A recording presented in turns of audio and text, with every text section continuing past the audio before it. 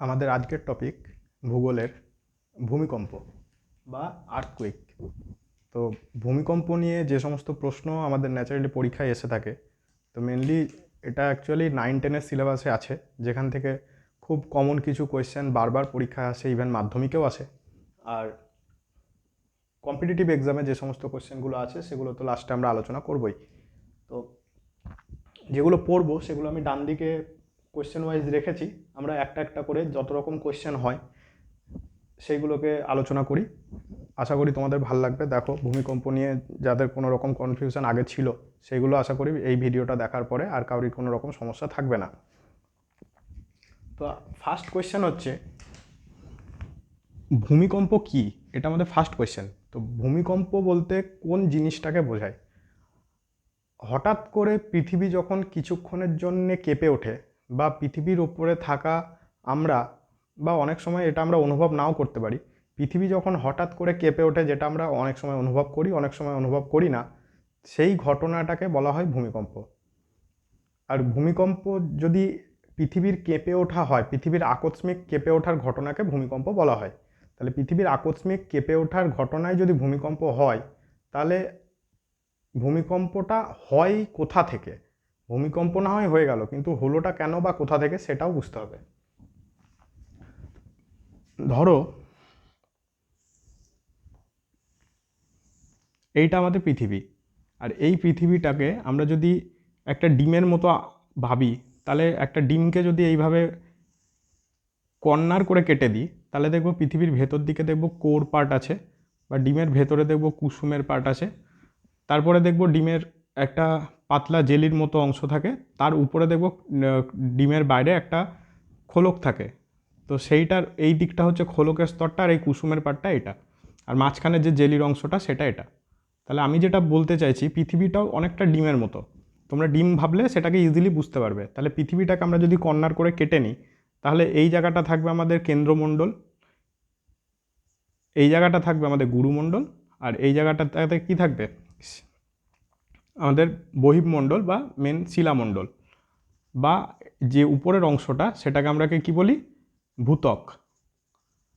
তাহলে এই যে ঘটনাটা বললাম, পৃথিবীর যে এই পার্ট, এটাকে আমি এবার ঘুরিয়ে আঁকছি, দেখো, তাহলে তোমাদের আরও সুবিধা হয়ে যাবে। এটা যদি পৃথিবীর কেন্দ্র হয়, এটা যদি গুরুমণ্ডল হয়, আর এইটা যদি আমাদের ভূত্বক হয়, এবং এর উপরে যদি এইখানটায় আমার বাড়ি থাকে, তাহলে ভূমিকম্প কি হবে? ভূমিকম্প হচ্ছে পৃথিবীর মধ্যে যে কোনো স্থানে হয় না, ভূমিকম্পটা তৈরি হয় অ্যাকচুয়ালি ম্যাক্সিমাম ডিস্টেন্স হতে পারে ভূত্বক থেকে 700 কিলোমিটার নিচে, ম্যাক্সিমাম হতে পারে ভূত্বক থেকে 700 কিলোমিটারের মধ্যে। ঠিক আছে? সেই যে 700 কিলোমিটার, এর মধ্যে উপরের 16 কিলোমিটারের মধ্যে আমরা ম্যাক্সিমাম ভূমিকম্পটা অনুভব করি। এর মধ্যে 16 কিলোমিটারের মধ্যে দেখা যাচ্ছে, আমি ধরে নিলাম এই অংশটা হচ্ছে 16 কিলোমিটার, যার মধ্যে আমরা ভূমিকম্পটাকে অনুভব করব। তাহলে ভূমিকম্পটা যদি 700 কিলোমিটার ম্যাক্সিমাম হতে পারে, আর সবথেকে বেশি আমরা 16 কিলোমিটারের মধ্যে ভূমিকম্পটাকে অনুভব করতে পারি। 16 কিলোমিটারের মধ্যে যদি আমরা অনুভব করি, সেইটা কিভাবে অনুভব করব?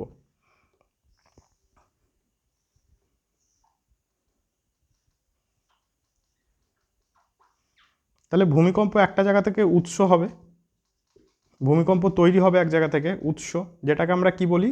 ভূমিকম্পের কেন্দ্র। অর্থাৎ যে বিন্দু থেকে, এটা কোনো বৃত্ত না, যে বিন্দু থেকে ভূমিকম্পের সৃষ্টি, সেই বিন্দুটাকে বলা হয় ভূমিকম্পের কেন্দ্র। এবং ওই বিন্দুর ঠিক উপরিস্থানে পৃথিবীর যে অংশে ওই তরঙ্গটা হিট করছে বা আঘাত করে, সেই আঘাত করা অংশটা, জায়গাটাকে আমরা কি নাম দিয়েছি? উপকেন্দ্র। যেটাকে একটাকে বলি ফোকাস বা কেন্দ্র, আর একটাকে বলি এপিসেন্টার বা উপকেন্দ্র।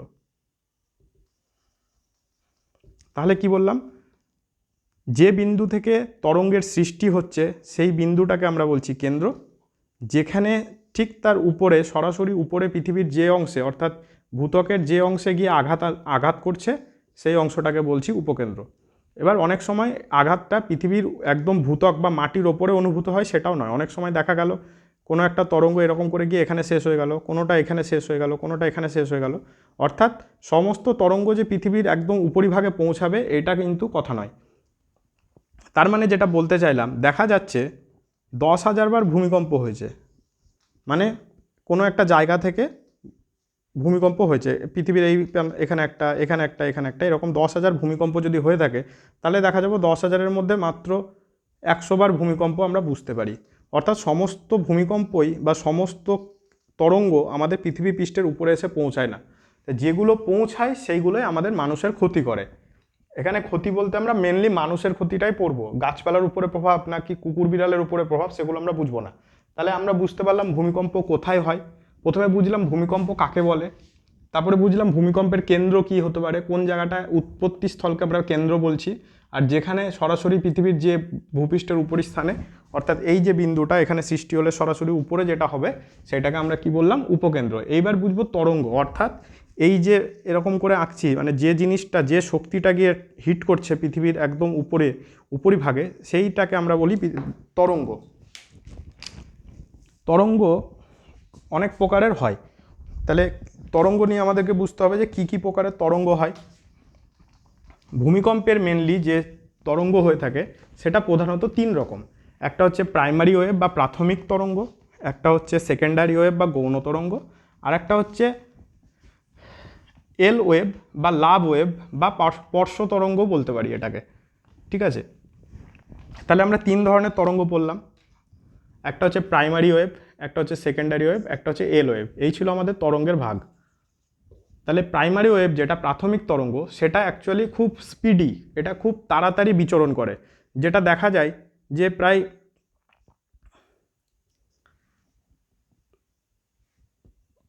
14 কিলোমিটার মতো তার স্পিড হয়ে থাকে। তাহলে প্রাথমিক তরঙ্গ খুব জোরে যায়, অর্থাৎ খুব তাড়াতাড়ি পৌঁছায়।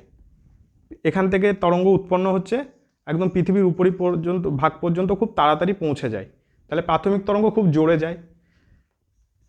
তারপর হচ্ছে গৌণ তরঙ্গ বা সেকেন্ডারি ওয়েভ, যেটা প্রাথমিক তরঙ্গের থেকে একটু আস্তে যায়। আর লার্জ ওয়েভ বা লাভ ওয়েভ বা পার্শ্ব তরঙ্গ, এটা খুবই আস্তে যায়।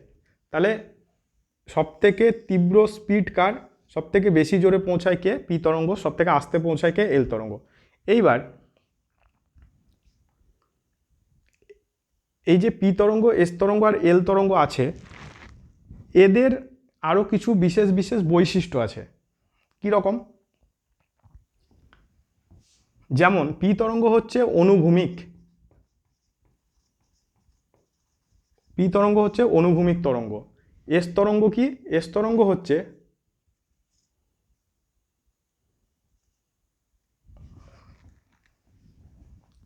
পি তরঙ্গ হচ্ছে অনুদৈর্ঘ্য তরঙ্গ, পি তরঙ্গ অনুদৈর্ঘ্য তরঙ্গ।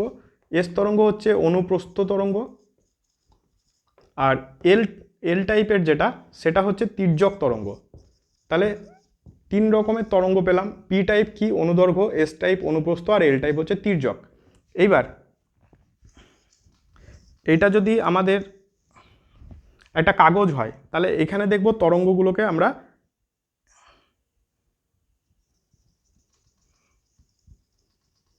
এরকম করে আঁকতে পারি, কিংবা এখানটায় দেখা যাচ্ছে যে তরঙ্গটা আছে সেটা অ্যাকচুয়ালি এখান থেকে শুরু হয়ে এইখানে শেষ হয়ে যাচ্ছে। তার মানে এই তরঙ্গটার যে সময়, টাইমিংটা, টিটা খুব কম আছে। মানে এটা তরঙ্গটা এখানে শুরু হয়ে এখানে শেষ, এই দুটো বিন্দুতে শুরু এবং শেষ। এরপরে আরেক ধরনের তরঙ্গ দেখি, যেখানে দেখা যাবে টি এর পরিমাণটা একটু বেশি। তার মানে কি? যদি এটা 1 মিনিটে পি তরঙ্গ, 1 মিনিটে এই ওয়েভটা যায়, দেখা গেল এটা 1 2 3 4 5 6 7 8 9 10 11 12 বার পূর্ণ তরঙ্গ তৈরি করলো। এবার দেখা যাচ্ছে এটা পি টাইপের কথা হচ্ছে। এস তরঙ্গের ক্ষেত্রে যদি দেখি, তাহলে এখানে দেখবো টাইমিংটা অনেক বেশি ছিল। এস টাইপে দেখবো টাইমিংটা খুব কম, মানে পি এর থেকে অন্তত কম। যেখানে দেখা যাচ্ছে 1 2 3 4 5 5টা তরঙ্গ তৈরি করছে। আর এল টাইপের ক্ষেত্রে যেটা হয়, এল টাইপে অ্যামপ্লিচিউডটা বেড়ে যায় এবং টাইমিংটাও বেড়ে যায়, টি এর পরিমাণটাও বেড়ে যায়। যেখানে টি এর পরিমাণটা হয় সব থেকে বেশি, সময়টা থাকে অনেক বেশি। অর্থাৎ এটা যেটা 1 মিনিটে 12 বার হয়েছিল, এটা যেটা 1 মিনিটে 5 বার হচ্ছে, এখানটায় দেখবো 1 মিনিটে হয়তো 3 বার হলো। তার মানে এখানে টি এর পরিমাণও বেশি এবং অ্যামপ্লিচিউড, এই যে অ্যামপ্লিচিউডটা অর্থাৎ তীব্রতা, সেই অ্যামপ্লিচিউডটাও কিন্তু এল টাইপে সব থেকে বেশি। তাহলে তির্যক তরঙ্গের কি বেশি পেলাম? অ্যামপ্লিচিউড বা তীব্রতা বেশি পেলাম। তীব্রতা বেশি, আর পি টাইপের তীব্রতা কম। সব থেকে বেশি স্পিড কার? পি টাইপের। সব থেকে কম স্পিড কার? এল টাইপের। তাহলে এই ধরনের প্রশ্নগুলো কিন্তু আমাদের দেয়, কোন তরঙ্গের স্পিড বেশি, কোন তরঙ্গের স্পিড কম, বা কোনটা তির্যক তরঙ্গ, কোনটা অনুদৈর্ঘ্য, কোনটা অনুপ্রস্থ। ঠিক আছে, এই ধরনের তরঙ্গ থেকে আমাদের প্রশ্ন এসে থাকে। এবার মেনলি যে প্রশ্নটা আসে সেটা হচ্ছে পি, এস আর এল, এই তিন ধরনের তরঙ্গের মধ্যে সব থেকে ক্ষতিকারক তরঙ্গ কোনটি? পি, এস আর এল, এই যে তিনটে তরঙ্গ আছে, এই তিনটে তরঙ্গের মধ্যে সব থেকে ক্ষতিকারক তরঙ্গ কোনটি? তাহলে আমাদের উত্তর হয়ে যাবে এল ওয়েভ। এল ওয়েভ হচ্ছে আমাদের সব থেকে বেশি ক্ষতিকারক এবং ধ্বংসাত্মক। কারণ ধরে নাও এটা একটা পুকুরের জল, যার মাঝখানে তুমি একটা ঢিল ছুড়লে, তাহলে যদি এই ঢিলটা এখানে পড়ে তাহলে কি হবে? আমরা দেখি চারিদিকে একটা ঢেউ তৈরি হচ্ছে, এরকম এরকম করে ঢেউ তৈরি হচ্ছে। তাহলে ঢেউটা যত দূরে যাচ্ছে দেখা যাবে ঢেউটা তত হালকা, এবং এই জায়গাটাতে সব থেকে বেশি জলের মধ্যে আন্দোলন লক্ষ্য করব। তাহলে ঢেউটা দেখবে এইরকম এরকম করেও দূরে চলে যায়, একই রকমভাবে উপরের দিকেও কিন্তু যখন ড্রপ খাই, একটা ধরো একটা পাথর ছুড়লে বা একটা ইঁট ছুড়লে, তাহলে ইঁটটা পড়ার সঙ্গে সঙ্গে জলটা কিন্তু উপর নিচেও দোলে, মানে এরকমভাবেও দোলে, আবার এরকম সাইড দিয়েও দোলে, মানে এরকম এরকম করেও ঢেউটা হয়। অর্থাৎ দুটো একসঙ্গে যখন হয় তখন অ্যাকচুয়ালি তরঙ্গটা তির্যক তরঙ্গ হয়ে যায়, ট্রান্সভার্স ওয়েভ হয়। তো সেই ওয়েভটা এইখানে সৃষ্টি হচ্ছে, এই এল তরঙ্গের ক্ষেত্রে এই ঘটনাটা ঘটে, যেখানে দেখব তির্যক তরঙ্গ বা এল ওয়েভ, লাভ ওয়েভ ভূমিকম্পের ক্ষেত্রে সব থেকে বেশি ক্ষতিকারক। তাহলে আমাদের প্রশ্ন দেবে ভূমিকম্পের মধ্যে কোন তরঙ্গ সব থেকে বেশি ক্ষতিকারক, তাহলে আমরা বলবো লাভ ওয়েভ সব থেকে বেশি ক্ষতিকারক। পি টাইপ এবং এস টাইপ অত বেশি ক্ষতিকারক নয়। এছাড়া পি, এস আর এল এর আরেকটাও পার্থক্য, মানে আরেক ধরনের আমরা বৈশিষ্ট্য দেখতে পাই। পি টাইপ দেখব সলিড, গ্যাস আর লিকুইড, অর্থাৎ তরল, কঠিন এবং গ্যাসীয় তিনটের মধ্যে দিয়ে যেতে পারে। পি এর পরে পেয়েছিলাম সেকেন্ডারি ওয়েভ, আর একটা পেয়েছিলাম লাভ ওয়েভ। সেকেন্ডারি ওয়েভ দেখব কেবলমাত্র সলিডের মধ্যে দিয়ে যায়, এবং লাভ ওয়েভও দেখব সলিডের মধ্যে দিয়ে যায়। অর্থাৎ এখান থেকে আমরা যদি বলি এটা যদি পৃথিবী হয় এবং পৃথিবীর ভেতরে যদি এটা কেন্দ্র হয়, তাহলে যখন একটা ঢিল পুকুরের মধ্যে ছোড়া হয় তখন দেখব পুকুরের ওপরেও ঢেউ হয়, একই রকমভাবে জলের ভেতরেও কিন্তু একটা ঢেউ তৈরি হয়, আমরা উপরটা দেখি নিচেরটা দেখতে পাই না। একই রকমভাবে ভূমিকম্প যখন কোনো একটা বিন্দু থেকে সৃষ্টি হয় তখন এর চারিদিকে তার তীব্রতাটা ছড়িয়ে পড়ে, এই পয়েন্টটা থেকে যেমন যাবে চারিদিকে কিন্তু এর তীব্রতা ছড়ায়। এবার পৃথিবীর যে অংশটা সরাসরি উপরে থাকে, ফোকাসের উপরে যে এপিসেন্টার থাকে, সেখানে তীব্রতাটা সব থেকে বেশি পায়, এবং যত দূরে থাকবে, ঠিক যেমন পুকুরের ঢেউ যত দূরে যাবে তত স্লো হতে হতে একটা টাইমে মিলিয়ে যায়, তেমনি উপকেন্দ্র থেকে যত দূরে যাবে তত দেখব ভূমিকম্পের যে শক্তি সেটা অনেক কমে যায়। এটা আমরা বুঝতে পারলাম। এইখানটাতে যেটা বলছিলাম সেটা হচ্ছে কেন্দ্রতে যদি কোনো জায়গায় ধরো এইখানটাতে একটা ভূমিকম্পের উৎস এখানটায়, আর এইটা হচ্ছে কেন্দ্রমণ্ডল, দেখা গেল পি টাইপের যে তরঙ্গটা তৈরি হবে সেটা এরকম করেও যাবে, এরকম করেও যাবে। অর্থাৎ এমন একটা কেন্দ্রে তৈরি হচ্ছে যেখানে দেখা গেল পৃথিবীর কেন্দ্রের ভেতর দিয়েও চলে যাচ্ছে, কিন্তু অ্যাকচুয়ালি ঘটনাটা পি তরঙ্গটা যেতে পারে, কিন্তু যার তীব্রতা খুব কম থাকে। আমরা দেখেছিলাম পি তরঙ্গ খুব ঘন হয়, কিন্তু যার অ্যামপ্লিচিউড বা তীব্রতাটা খুব কম, তীব্রতাটা মানে উপরের যে তীব্রতাটা আমরা মাপি অ্যামপ্লিচিউডের কথাটা, এখানে পি তরঙ্গে অ্যামপ্লিচিউডটা খুব কম, অর্থাৎ ক্ষয়ক্ষতি কম। তাহলে পি তরঙ্গটা কিন্তু পৌঁছাবে ঠিকই, বা হয়তো এত দূর গিয়ে হয়তো শেষ হয়ে গেল, আর বেশি পৌঁছালো না। অর্থাৎ বলতে চাইলাম তরলের মধ্যে দিয়েও কিন্তু এই তরঙ্গটা চলে যেতে পারে, কিন্তু লার্জ ওয়েভ কেবলমাত্র সলিডের মধ্যে দিয়েই যায়। অর্থাৎ এই জায়গাতে ধরো লার্জ ওয়েভ যদি বেরিয়ে আসে তাহলে দেখা যাবে সেটা এইখানে যাচ্ছে, এখানে যাচ্ছে, এখানে যাচ্ছে, এখানে যাচ্ছে, কিন্তু এরপরে এই কেন্দ্রর মধ্যে দিয়ে, পৃথিবীর কেন্দ্রের তরল অবস্থার মধ্যে দিয়ে বা ম্যাগমা বা ম্যাগমার মধ্যে দিয়ে কিন্তু যেতে পারবে না। অর্থাৎ এল ওয়েভটা এত দূর পর্যন্ত এদিকে এদিকে সব যাবে, কিন্তু এই যে অংশটা কেন্দ্রকে যদি আমরা একটা বৃত্ত ধরি তাহলে এর স্পর্শকের ভেতর দিকে কিন্তু যায় না। তো এইখানটাতেই একটা জিনিস তৈরি হয় যেটা অ্যাকচুয়ালি 104 ডিগ্রি থেকে 140 ডিগ্রি পর্যন্ত হয়। 104 থেকে 140 ডিগ্রি দ্রাঘিমার মধ্যে এরকম করে যে অংশটা তৈরি হয় সেইখানে পৃথিবীর ভূমিকম্প প্রায় হয় না বললেই চলে। সেই জায়গাটাকে আমরা ভূমিকম্প ছাই বলয় বলে থাকি। যে অংশে ভূমিকম্প আমরা অনুভব করতে পারি না সেই অংশটাকে আমরা কিন্তু ভূমিকম্প ছাই বলয় বলে থাকি। ঠিক আছে, তাহলে হচ্ছে আর্থকুইক শ্যাডো জোন, এটা বোঝা গেল। এটা 104 থেকে 140 ডিগ্রি দ্রাঘিমার মধ্যে এই ঘটনাটা আমরা দেখতে পাই। ঠিক আছে, এগুলো থেকে আমাদের সেরকম প্রশ্ন আসবে না, জাস্ট তোমাদের বোঝার জেনে রাখার জন্য বললাম।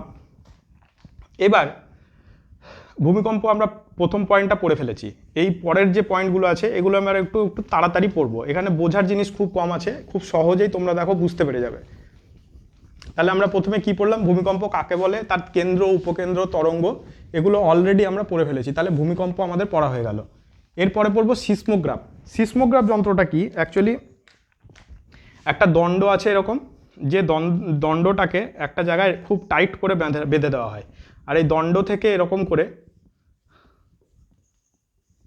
একটা বল ঝোলানো হয়েছে, যে বলের নিচে একটা নিব দেওয়া আছে, আর এইখানটায় একটা বেলুন রাখা থাকে, বেলুন।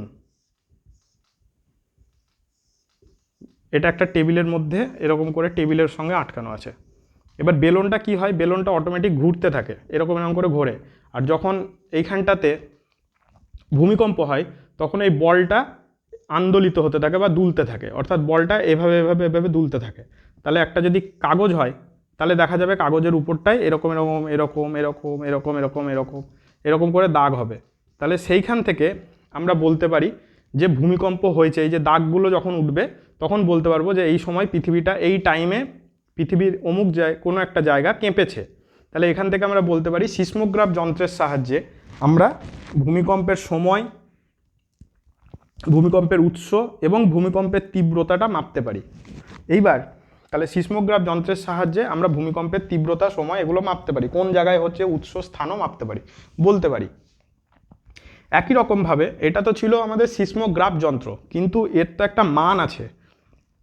এই যে অ্যামপ্লিচিউডগুলো আছে এখান থেকে তো আমরা তীব্রতাটা বলি, তাহলে যে মানটা আমরা মাপি সেটা একটা স্কেল দিয়ে মাপি। আমাদের ভূমিকম্প মাপার অনেক রকম স্কেল আছে, ঠিক আছে, তার মধ্যে রিক্টার স্কেল আর মার্সেলি স্কেল বা মার্কেলি বা মার্সেলি স্কেল আর রিক্টার স্কেল খুব ইম্পর্টেন্ট। প্রথমে মার্সেলি স্কেলটা বলি, যে স্কেলটাকে অ্যাকচুয়ালি 1 থেকে 12 পর্যন্ত ভাগ করা হয়েছে, 1 2 3 4 করে 1 থেকে 12 পর্যন্ত ভাগ করা হয়েছে, যার মধ্যে 1 থেকে 4, 5 থেকে 8 আর 9 থেকে 12 এরকম করে ভাগটা করা হয়েছে। এই 1 থেকে 4-এর মধ্যে যদি মান পাওয়া যায় তাহলে আমরা বলি কম তীব্রতার ভূমিকম্প, 5 থেকে 8-এর মধ্যে বললে মাঝারি, আর 9 থেকে 12-এর মধ্যে বলি খুব প্রচণ্ড গতিসম্পন্ন, অতিরিক্ত তীব্রতা সম্পন্ন ভূমিকম্প। এই 12খানা ঘর থাকে, 1 থেকে 12খানা ঘর থাকে মার্সেলি স্কেলে। কিন্তু আমরা যেটা এখন বর্তমানে ইউজ করি সেটা হচ্ছে রিক্টার স্কেল। চার্লস রিক্টার বলে এক ব্যক্তি, ক্যালিফোর্নিয়ার মেবি, চার্লস রিক্টার নামক এক ব্যক্তি 1935 সালে এই স্কেলটা আবিষ্কার করেছে, এবং এই স্কেলে তিনি 1 থেকে 10 পর্যন্ত ঘর কেটেছেন। 1 থেকে 10, 1 2 3 4 করে 10খানা ঘর কাটা আছে। তাহলে মার্সেলি স্কেলে ছিল 12টা, রিক্টার স্কেলে পাই 10টা, যার মধ্যে আমরা ইউজ করি 1 থেকে 9 নম্বর পর্যন্ত ইউজ করি, এত দূর ইউজ করা হয়। ঘর আছে কিন্তু 10 পর্যন্ত। এই 9-এর মধ্যে 5 পর্যন্ত অংশের মধ্যে যে সমস্ত ভূমিকম্পগুলো হয় সেই ভূমিকম্পগুলো কিন্তু খুব অল্প তীব্রতাযুক্ত। তাহলে সেই সমস্ত ভূমিকম্প আমরা কিন্তু অনুভব করতে পারি না। এবার 5-এর পরে 6, 7, 8, 9 এইভাবে যত আছে সেই ভূমিকম্পগুলো কিন্তু মানুষের পক্ষে খুবই ক্ষতিকারক হয়ে ওঠে, কারণ এইগুলোর তীব্রতা খুবই বেড়ে যায়। আসলে রিক্টার স্কেলে করা হয়েছে কি, 1 থেকে 2 যখনই যায় তখন সেটা 10 গুণ বেড়ে যায়। একই রকমভাবে 2 থেকে 3 গেলেও 10 গুণ বেড়ে যায়, 3 থেকে 4 গেলে 10 গুণ বেড়ে যায়, অর্থাৎ 10 গুণ 10 গুণ 10 গুণ করে বাড়তে বাড়তে এই স্কেলটার মান, সেইভাবেই স্কেলটা তৈরি করা হয়েছে। অর্থাৎ ধরো 1 থেকে 4 যদি আমরা ডাইরেক্ট বলি তাহলে দেখা যাচ্ছে 1 থেকে 4 10, 100, 1000 গুণ বেশি শক্তিশালী, বা 1 থেকে 4 যদি আমরা হিসাব করি 4টা হবে 1-এর থেকে 1000 গুণ বেশি ক্ষতিকার, তীব্র, ঠিক আছে। আবার একই রকমভাবে দেখা যাচ্ছে 4 থেকে আমরা বলছি 7, তখন দেখা গেল যে 4 ছিল 1000-এ, তাহলে 7-এ দেখা গেল আরও 4-এর পরে 5, 6, 7, আরও 3খানা শূন্য এখানে বেড়ে যাচ্ছে, অর্থাৎ 10 লক্ষ গুণ, 1-এর থেকে 7 10 লক্ষ গুণ বেশি তীব্র হয়ে যাচ্ছে। তাহলে এগুলো 10 ঘর 10 গুণিত 10-এর গুণিতক হিসেবে তীব্রতাটা আমরা কিন্তু রিক্টার স্কেলে মেপে থাকি। এটাও কিন্তু পরীক্ষায় দেয় যে রিক্টার স্কেলে যদি 4 থেকে 5-এর রিডিং পাই তাহলে কত গুণ তার ক্ষতির প্রভাব বাড়বে। তাহলে 4 থেকে 5 গেলে 10 গুণ, বা 5 থেকে 6 গেলে 10 গুণ, এভাবে 10 গুণ করে আমরা রিক্টার স্কেলে তীব্রতাটা মানে আলটিমেটলি ভূমিকম্পের যে প্রকোপ প্রচণ্ড ক্ষতিকারক দিক সেটা আমরা দেখতে পাই। এরকমভাবে আমরা তাহলে কি কি পড়লাম? সিসমোগ্রাফ পড়লাম, তাই না? এবং তার সঙ্গে কি পড়লাম? রিক্টার স্কেল পড়লাম। তার সঙ্গে আরেকটা জিনিস পড়েছি, ভূমিকম্প ছায়া বলয়, এটাও পড়েছি। মার্সেলি স্কেল কি সেটা পড়ে ফেললাম। এইবার ভূমিকম্প যখন হচ্ছে তখন দেখা গেল এটা ছিল পৃথিবী, এর একই সঙ্গে তিনটে জায়গায় একই সঙ্গে ভূমিকম্প হয়েছে। তাহলে যে রেখা দ্বারা 3টে স্পটকে আমরা একসঙ্গে টাচ করাবো সেই রেখাকে আমরা একটা নাম দিয়েছি, ঠিক আছে? সেটাকে বলা হয় হোমোসিসমাল রেখা। হোমোসিসমাল। তাহলে হোমোসিসমাল রেখা কাকে বলবো? একই সময়ে যদি ঘটে সেই রেখাটাকে বলে হোমোসিসমাল, একই সময়ে। আর যদি ধরো 10খানা জায়গা আছে, এরকম করে 10খানা জায়গাতে দেখা যাচ্ছে 5.5 রিক্টার স্কেলের মাপে সবকটাতে এই তীব্রতায় ভূমিকম্প হলো, তাহলে দেখা যাচ্ছে এই সমস্ত জায়গাকে আমরা যে রেখা দ্বারা যোগ করব সেই রেখাটাকে আমরা নাম দিয়েছি সমভূকম্পন রেখা বা আইসোসিসমাল। তাহলে হোমোসিসমাল আর আইসোসিসমাল কি?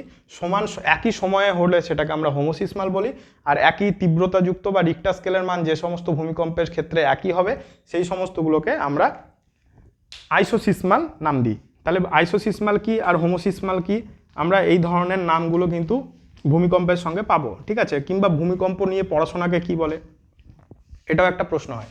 তাহলে এই জিনিসগুলো আমরা পড়ে ফেললাম, আইসোসিসমাল, হোমোসিসমাল। এরপরে যে দেখি কি আছে, এরপরে আছে সুনামি, ঠিক আছে? সুনামি কাকে বলে? সুনামি ন্যাচারালি দুটো শব্দ থেকে এসছে। সুনামি বানানটা একটু অন্যরকম। সুনামি বানানটা হচ্ছে TSU, তুস নামি, NAMI। তুস কথাটা, জাপানি তুস কথার অর্থ হচ্ছে বন্দর, ঠিক আছে? আর নামি কথার অর্থ কি? নামি কথার অর্থ হলো তরঙ্গ, ওয়েভ। তাহলে এখান থেকে বন্দর কোথায় হবে? সমুদ্রের জলের কোনো একটা উপকূলে। তাহলে যে ভূমিকম্প সমুদ্রের জলকে উঁচু উঁচু ঢেউয়ে পরিণত করে এবং সেই ঢেউ যখন সমুদ্রের উপকূলে থাকা লোকজনকে প্রচণ্ড ক্ষতির সম্মুখীন করবে তখন তাকে আমরা বলবো সুনামি। এরকম সুনামি 2004 সালে হয়েছে 26শে ডিসেম্বর, এটা আমরা সবাই জানি। অ্যাকচুয়ালি সেইখানে ভূমিকম্পের কারণটা কি ছিল? সেখানে দুখানা প্লেট, আমরা জানি কি পৃথিবীর নিচে অনেক প্লেট আছে, ঠিক আছে? এরকম প্রচুর প্লেট আছে, মহাদেশীয় প্লেট, মহাসাগরীয় প্লেট, এরকম অনেক প্লেট আছে পৃথিবীর টোটাল জায়গাতে, তলানিতে অর্থাৎ পৃথিবীর ভেতরে এরকম প্লেট আছে যেগুলো কিন্তু সবসময় নড়ছে। এইরকমই দুটো ছোট ছোট প্লেট ছিল, যে প্লেটটার নাম হচ্ছে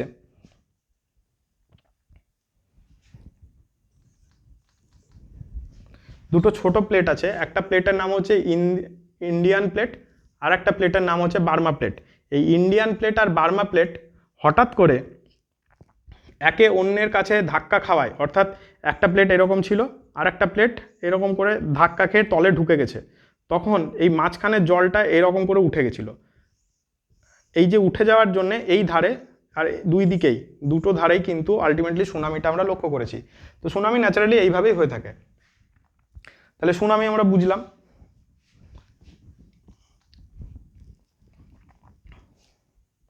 সুনামির অনেক রকম কারণ হতে পারে। সুনামির কারণ কি? সুনামির কারণ হচ্ছে পৃথিবী অভ্যন্তরে বা সমুদ্রের নিচে ভূমিকম্প হওয়া, এছাড়া উপকূলবর্তী অঞ্চলের ধস। দেখা যাচ্ছে এটা কোনো একটা অঞ্চলের উপকূল, তো সমুদ্র, আর এটা সমুদ্র, এই উপকূলের বিরাট বড় দেখা গেল এখানে একটা বড় অংশ পাহাড় টাইপের কিছু ছিল, যেটা হঠাৎ করে ধস পড়ে গিয়ে এই সমুদ্রের জলে ঢুকে পড়লো। তাহলে কোনো একটা জিনিস যদি আচমকা সমুদ্রে, ধরো কেউ সুইমিং পুলে উপর থেকে নিচে ঝাঁপ মারলো, তাহলে সে যখনই পড়বে চারিদিকে জলটা কী হবে? ছিটকে যাবে। একই রকমভাবে এই ধসের জন্য সমুদ্রের জলটাও কিন্তু উপছাবে। এই হঠাৎ করে সমুদ্রের জল উপছে যাওয়াটাও কিন্তু সুনামির একটা কারণ। এরপর হচ্ছে আগ্নেয়গিরির অগ্নুৎপাত। আগ্নেয়গিরির অগ্নুৎপাতের জন্য কিন্তু আমরা অনেক সময় সুনামি লক্ষ্য করে থাকি। হয়তো সেগুলো খুব একটা বড় বড় হয় না, কিন্তু আলটিমেটলি সুনামির কারণ কিন্তু এই সবগুলোই। তাহলে আমরা সুনামি পড়ে ফেললাম। দেখি এর পরের পয়েন্ট আমাদের কি আছে।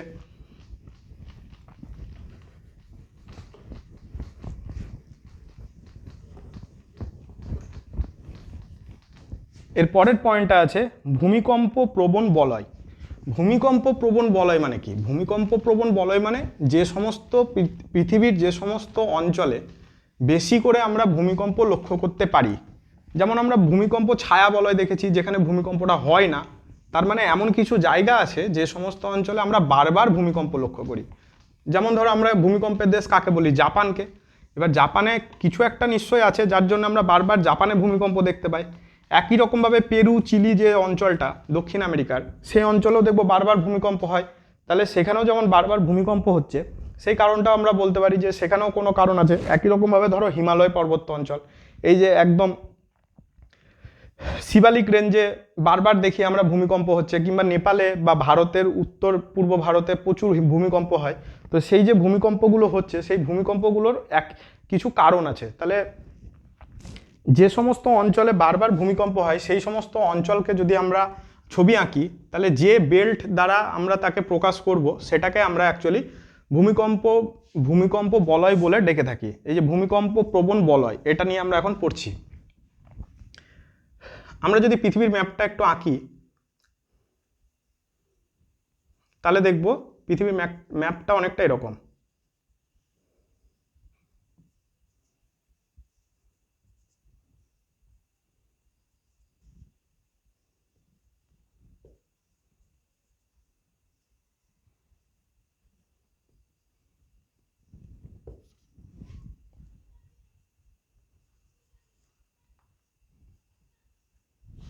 পৃথিবীর ম্যাপটা দেখতে পাবো অনেকটা এরকম। তাহলে এই দিকটায় কি আছে? এদিকে আছে প্রশান্ত মহাসাগর, এখানটায় আছে আমাদের এস আকৃতির যে মহাসাগরটা পাবো সেটা হচ্ছে আটলান্টিক মহাসাগর, এখানটায় ভারতের এখানটায় যেটা আছে সেটা হচ্ছে ভারত মহাসাগর। এরকম করে আমরা মহাসাগরের নামগুলো পড়তে পারি। আর আমি মোটামুটি একটা আঁকলাম যেখানে উত্তর আমেরিকা, দক্ষিণ আমেরিকা, আফ্রিকা, ইউরোপ, এশিয়া, এদিকে অস্ট্রেলিয়া, সবই এখানে আন্টার্কটিকা এরকম আছে। তো এই যে আমাদের পৃথিবী হলো, এর মধ্যে যে সমস্ত অঞ্চলে বারবার ভূমিকম্প দেখা যায় সেই সমস্ত অঞ্চলকে আমরা কিছু লাইন দ্বারা যোগ করতে পারি। যেমন এই রকম একটা লাইন আছে যেটাকে বলা হয়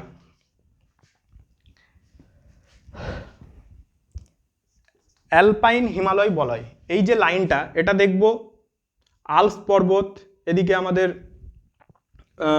হিন্দুকুশ, কুমায়ুন, হিমালয় পর্বতের শেষ ভাগে একদম পূর্বোত্তর ভারতের মায়ানমারের কাছা পর্যন্ত, নেপালের উপর দিয়ে যেটা যাবে, পুরো লাইনটাই দেখব ভূমিকম্প প্রবণ অঞ্চল। এবং এই লাইনে দেখব অনেকগুলো পাহাড়ের সৃষ্টি হয়েছে, যেগুলো সবকটাই কিন্তু নবীন ভঙ্গিল পর্বত, অর্থাৎ কিছুদিন আগে সৃষ্টি হয়ে থাকা ভঙ্গিল পর্বত, যার মধ্যে হিমালয় আছে। আমরা কি জানছি যে হিমালয়ের তলে যে পাতটা আছে সেই পাত ক্রমশ এগিয়ে আসছে, তার জন্য হিমালয় ভাঁজ খেতে গেছে, ক্রমশ উপরের দিকে উত্থিত হচ্ছে বা উপরের দিকে উঠে যাচ্ছে।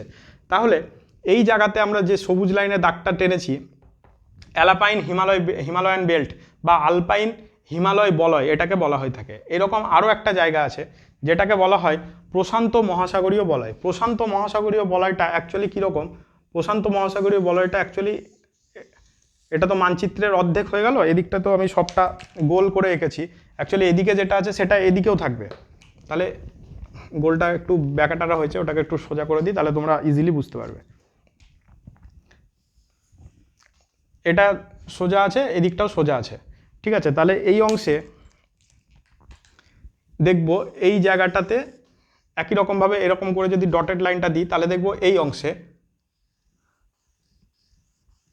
ঠিক আছে, অর্থাৎ এরকম করে যদি গোল করি তাহলে এইরকম করে একটা গোল তৈরি হবে। পৃথিবীটা তো গোল, তাহলে এই দিকটা আর এই দিকটা ঠেকে যাচ্ছে। প্রশান্ত মহাসাগরের এই উপকূলবর্তী অঞ্চলগুলো, এই যে দক্ষিণ আমেরিকার পেরু টেরুগুলো আছে, এদিকে মেক্সিকোর এরিয়াগুলো, এই জায়গাতে যে আমরা বৃত্তটা পাই সেই বৃত্তটাকে একটা নাম দেওয়া হয়েছে। সেই বৃত্তটার নাম হচ্ছে প্রশান্ত মহাসাগরীয় বলয় বা the circum Pacific ring, the circus Pacific belt, যেখানে দেখব পৃথিবীর 63% থেকে 65% ভূমিকম্প হয়ে থাকে। অর্থাৎ এই প্রশান্ত মহাসাগরীয় বলয়ে সবথেকে বেশি ভূমিকম্প আমরা লক্ষ্য করতে পারি।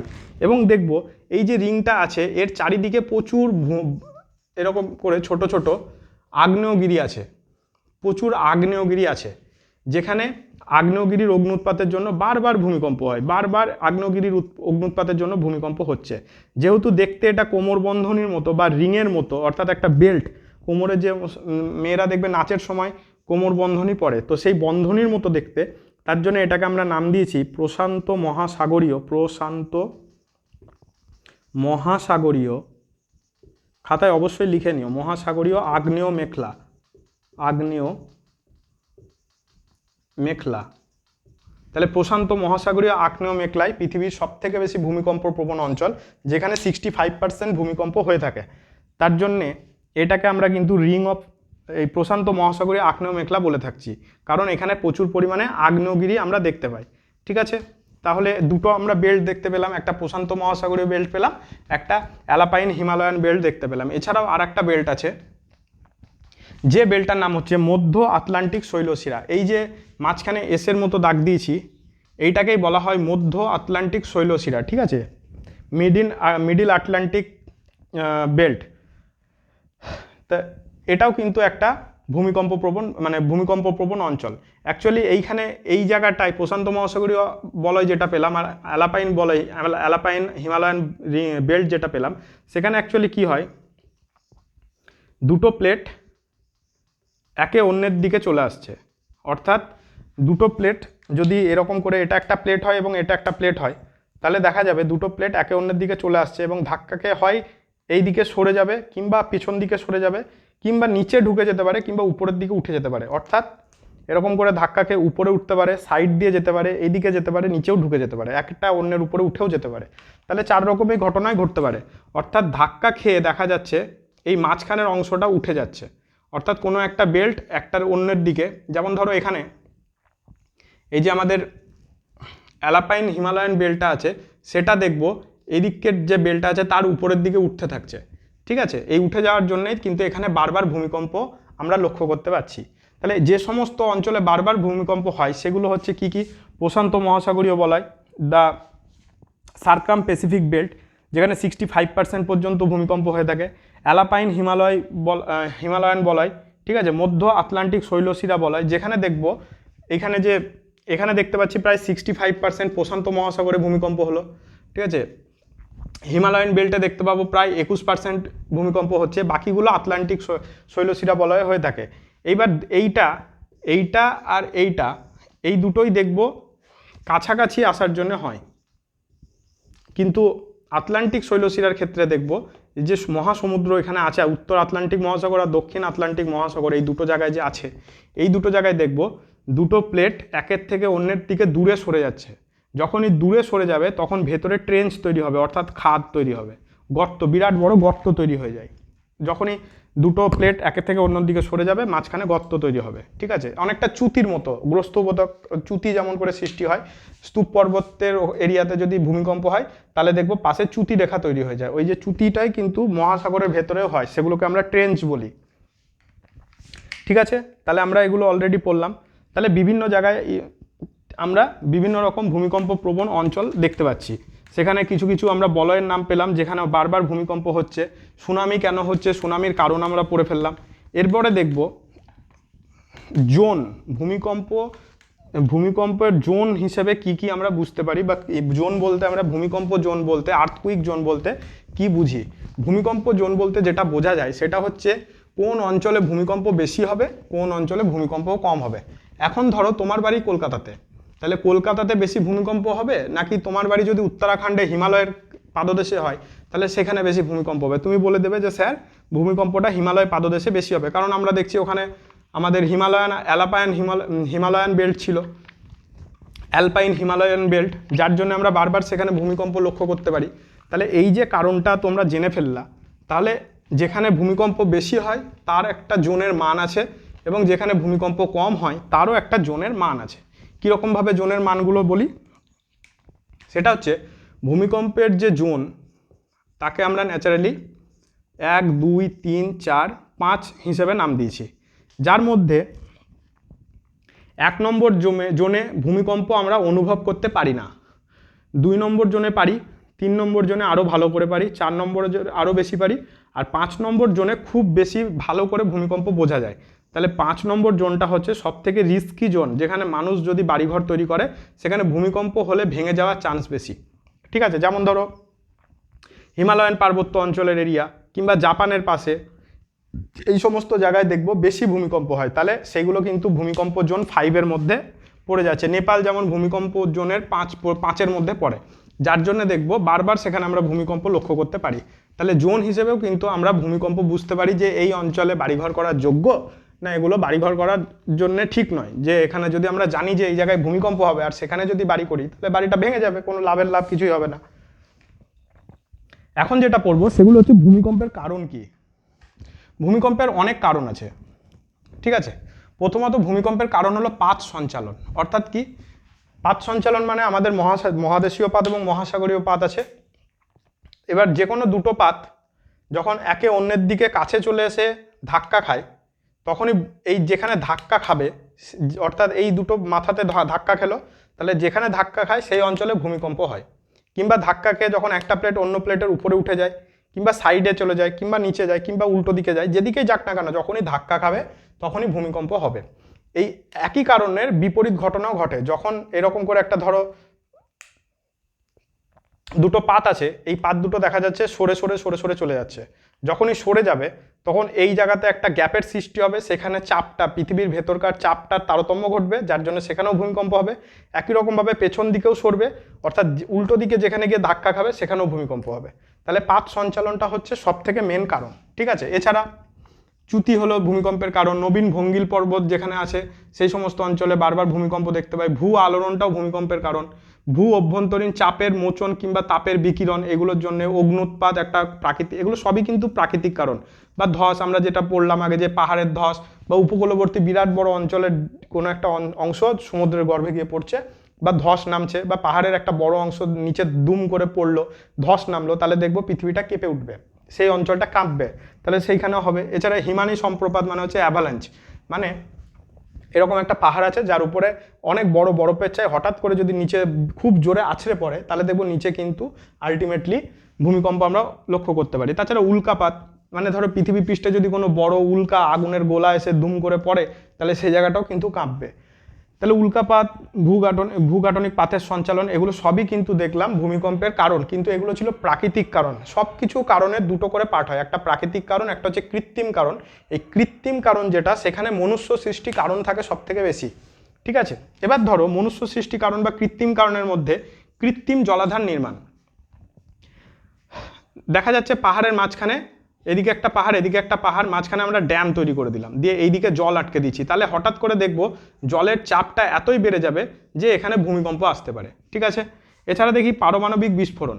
যদি মাটির তলায় আমরা বারবার পারমাণবিক বিস্ফোরণ করি, তাহলে দেখব তার থেকে কিছু দূরে, অল্প কিছু দূরে বারবার ভূমিকম্প আমরা অনুভব করতে পারবো, বারবার ভূমিকম্প অনুভব করতে পারি, ঠিক আছে। মাটির তলায় যদি পারমাণবিক বিস্ফোরণ করা হয়, তাছাড়া মাটির ভেতরে কেন, মাটির ওপরেও যদি আমরা পারমাণবিক বিস্ফোরণ করি এবং সেটা যদি অনেক তীব্র হয় বিস্ফোরণটা, তাহলেও কিন্তু সেইখানে কিছুদিন আগে দেখা গেল যে বেরহুদে একটা গোদামে প্রচুর পরিমাণে অ্যামোনিয়াম নাইট্রেট ছিল, সেটা দুম করে বাস্ট হয়ে গেছে, ঠিক আছে। সেটা নর্মাল বিস্ফোরণ ছিল, তো সেই বিস্ফোরণেও কিন্তু আশেপাশে সব কিছু জায়গা কেঁপে গিয়েছিল, ভূমিকম্প হয়েছিল। তাহলে বোম ফাটলেও কিন্তু ভূমিকম্প হয়, ঠিক আছে, যদি জোরে ফাটে তাহলে হবে। তাছাড়া ডাইনামাইট বিস্ফোরণ, ডাইনামাইট বিস্ফোরণ কখন করা হয়, ধরো একটা পাহাড় আছে, সেই পাহাড়ের ভেতর দিয়ে সুড়ঙ্গ তৈরি করা হবে, দেখা গেল রেল লাইন বা ভেতরে হয়তো রাস্তা তৈরি করা হবে, তার জন্য কি পাহাড়ের ভেতর দিয়ে আমরা গোটা পাহাড় তো ওইভাবে সহজে কাটা যাবে না, তখন আমরা কি করব, ওই ভেতরে ডিনামাইট লাগিয়ে পাহাড়ের ভেতরে সুড়ঙ্গ তৈরি করা। তো ওই ডিনামাইট যখনই তৈরি করব তখনই চাপ দেওয়া হবে দুই দিকে দুমদাম করে। ধরো তুমি একটা চকলেট বোম নিয়েছো, তার উপর একটা হাঁড়ি রেখে দিয়েছো, কিছুক্ষণ পরে চকলেট বোমটা ফাটলো, হাঁড়িটা দুম করে ছিটকে গেল, এই যে ছিটকে গেল ওইটুকু বোমের অত শক্তি যদি হয়, তাহলে একটা ডিনামাইট বিস্ফোরণ যদি করা হয়, তাহলে মাটিটা কিন্তু অনেক জোরে নড়বে, অর্থাৎ সেখানেও কিন্তু ভূমিকম্প অনুভব করা যাবে, ঠিক আছে। তাহলে এই ধরনের বিভিন্ন কারণের জন্য দেখা যাচ্ছে ভূমিকম্প হচ্ছে। এইবার এই যে ভূমিকম্প হলো, এর ফলাফল কি হতে পারে? ভূমিকম্পের ফলে নতুন ভূমিরূপের সৃষ্টি হতে পারে। অর্থাৎ প্রথমে কোনো একটা জায়গা দেখা গেল এইরকম ছিল, ভূমিকম্পের পরে দেখা যাচ্ছে এর পাশে চ্যুতির সৃষ্টি হয়েছে, পাহাড়ের পাশে চ্যুতি, তাহলে ভূমিকম্পের জন্য চ্যুতির সৃষ্টি হলো, নতুন ভূমিরূপের সৃষ্টি। এছাড়া হ্রদের সৃষ্টি হতে পারে, দেখা যাচ্ছে যে এখানে একটা নদী ছিল, অলরেডি নদীটা বয়ে যাচ্ছিল, ভূমিকম্পের পরে নদীর এদিকটায় ব্লক হয়ে গেছে, তখন নদীর এই জায়গাটায় হ্রদের সৃষ্টি হয়ে গেল, তাহলে হ্রদ সৃষ্টি হতে পারে। ভৌম জলস্তরের ধরো কোনো একটা জায়গায় ভূমিকম্প হয়েছে মাটির ভেতরে দিয়ে, দেখা যাচ্ছে কোনো একটা জায়গা থেকে একটা ফাটল তৈরি হয়েছে, যে ফাটল দিয়ে ভৌম জল এরকম করে বেরিয়ে প্রশোভনের মতো অটোমেটিক বেরিয়ে চলে আসছে, তাহলে ভৌম জলের ওখানে আমরা প্রশোভন দেখতে পাবো। তাছাড়া তড়িৎ বর্তক্ষেপ, এটা খুব ক্ষতিকারক। মানে ধরো কোনো একটা লোকালয়ে প্রচুর বিল্ডিং আছে, প্রচুর বিল্ডিং এবং তার আশেপাশে অনেক ইলেকট্রিসিটির লাইন আছে, হঠাৎ করে যদি কোনো একটা ভূমিকম্প হয় এবং সেই পোলটা যদি, ইলেকট্রিকের পোল যদি ভেঙে যায়, তাহলে দেখা যাবে সমস্ত জায়গা কিন্তু তারের টাচে এসে শর্ট সার্কিট হয়ে যাবে। এই ঘটনাটা 1906 সালে আমাদের আমেরিকা যুক্তরাষ্ট্রে ঘটেছিল এবং সেইখানে এই তারে শর্ট সার্কিট হয়ে গিয়ে আগুনও লেগে যায় এবং শর্ট সার্কিটে প্রচুর লোক মারাও গিয়েছে। তাহলে ভূমিকম্পের ফলে কিন্তু শর্ট সার্কিট হওয়াটা খুব রিস্কি। দেখবে বাড়িঘরটা যখন পোলের উপরে ভেঙে পড়বে, তখন দেখবে পোলের তারে কিন্তু লাইন থাকে, তো সেইটা কিন্তু খুব রিস্কি হয়ে যায়। তাহলে তাছাড়া আমরা কি দেখি, নদীর গতিপথ পরিবর্তন, আমরা অলরেডি বুঝে গেছি যে নদীর গতিপথ পরিবর্তন হতে পারে। তাছাড়া দেখব যে নদীর গতিপথ পরিবর্তনের একটা উদাহরণ আছে, সেটা হচ্ছে 1950 সালের দিকে যখন আসামে ভূমিকম্প হয়েছিল, তখন ব্রহ্মপুত্র নদীর যে গতিপথ, সেই গতিপথটা কিন্তু সামান্য পরিমাণে বেঁকে গেছিল। অর্থাৎ নদীর গতিপথের পরিবর্তনও কিন্তু ভূমিকম্পের জন্য হয়ে থাকে। আর সব থেকে বড় এফেক্ট যেটা হচ্ছে মানব জীবনে ক্ষয়ক্ষতি, সেখানে দেখব যে যখন ভূমিকম্প হবে তখন বাড়ি ঘর ভেঙে যাচ্ছে, গবাদি পশু মারা যাচ্ছে, এছাড়া প্রচুর মানুষ মারা যাচ্ছে, প্রচুর টাকার লোকসান, এছাড়া বড় বড় ইমারত ভেঙে যাচ্ছে, অনেক সময় ঐতিহ্যশালী কোনো পুরনো মন্দির বা কোনো হেরিটেজ সাইট থাকতে পারে, সেগুলোও ভেঙে যায় এবং সেগুলো রিকভার করতে গিয়ে প্রচুর খরচাও হয়। তো মানব জীবনের উপরে সব থেকে বেশি ভূমিকম্পের এফেক্ট কিন্তু পড়ে থাকে। তো এই ছিল আমাদের ভূমিকম্প নিয়ে যাবতীয় প্রশ্ন উত্তর। দেখবে ক্লাস 9-10-এ এখান থেকে প্রচুর পরিমাণে বড় প্রশ্ন এসে থাকে, যেখানে দেখা গেল টিকা লেখো, কিংবা ভূমিকম্পের কারণ ও ফলাফল বর্ণনা করো, কিংবা ভূমিকম্পের যে সমস্ত PSL ওয়েভগুলো হয়, প্রাইমারি সেকেন্ডারি লাভ ওয়েভ, তার মধ্যে পার্থক্য বোঝাও, কিংবা ভূমিকম্পের উৎপত্তির কারণ ব্যাখ্যা করো, প্রশান্ত মহাসাগরীয় আগ্নেয় মেঘলা কোথায় দেখা যায়, সব থেকে বেশি ভূমিকম্প কোথায় হয়েছে, কোন স্কেলের দ্বারা আমরা ভূমিকম্পটা মাপি, যখন স্কেল বলবে তখনই আমাদের উত্তর হয়ে যাবে রিক্টার স্কেল, যখন বলবে কিসের দ্বারা আমরা তীব্রতা মাপি তখন উত্তর হয়ে যাবে সিসমোগ্রাফ। তো এই ধরনের কোশ্চেন আমাদের ন্যাচারালি ভূমিকম্প থেকে আসতে পারে। তো আজকের ভিডিওটা এতটুকুই থাকুক, আশা করি তোমরা সবটাই বুঝতে পেরেছো। একবার ভিডিওটা দেখো, আশা করি এরপরে তোমাদের ভূমিকম্প থেকে কোনো রকম সমস্যা থাকার কথা না। জয় হিন্দ।